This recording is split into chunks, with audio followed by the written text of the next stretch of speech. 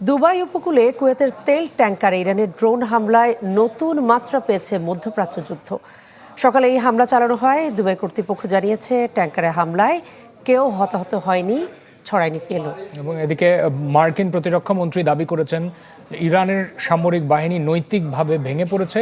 এক মাসে দেশটির 11,000-এর বেশি লক্ষ্যবস্তুতে হামলা চালানো হয়েছে। সঠিক মাত্রায় আয়োডিনযুক্ত ও বিশুদ্ধ লবণ নিশ্চিত করছি 1.5 যুগ ধরে ভালোবাসার নিরে। ACI পিওর সল্ট মেধা বিকাশে সাহায্য করে।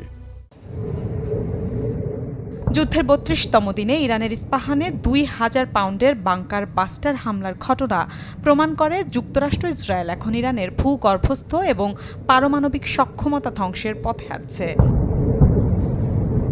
কেননা ইস্পাহান শহরটি ইরানের পারমাণবিক কর্মসূচির একটি প্রধান কেন্দ্র এবং ধারণা করা হচ্ছে ইরান তাদের উচ্চ ক্ষমতা সম্পন্ন 500 কেজির ইউরেনিয়াম এখানকার মাটির নিচে সুড়ঙ্গে সরিয়ে নিচ্ছে।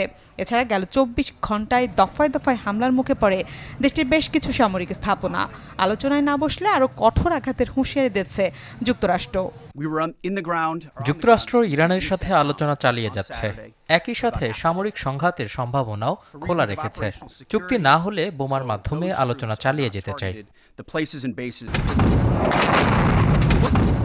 পাল্টা উপসাগরীয় মিত্র দেশগুলোর জ্বালানি স্থাপনা লক্ষ্যবস্তু করেছে তেহরান।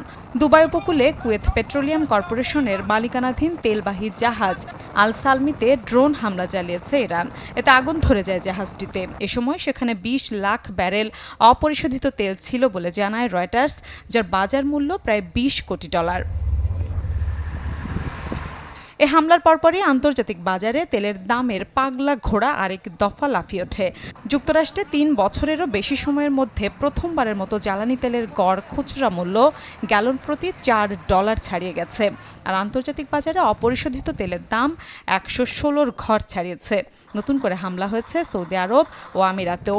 ক্ষেপণাস্ত্র ড্রোন হামলার মুখে পড়ে ইসরায়েলের হাইফা সহ বেশ কিছু স্থান। এমন অবস্থায় সব পক্ষকে যুদ্ধ বন্ধের আহ্বান জানিয়েছে কাতার। তবে দেশটি কোনো মধ্যস্থতায় সরাসরি অংশ নেবে না বলেও জানানো হয়। মিলা খন্দকার, চ্যানেল 24।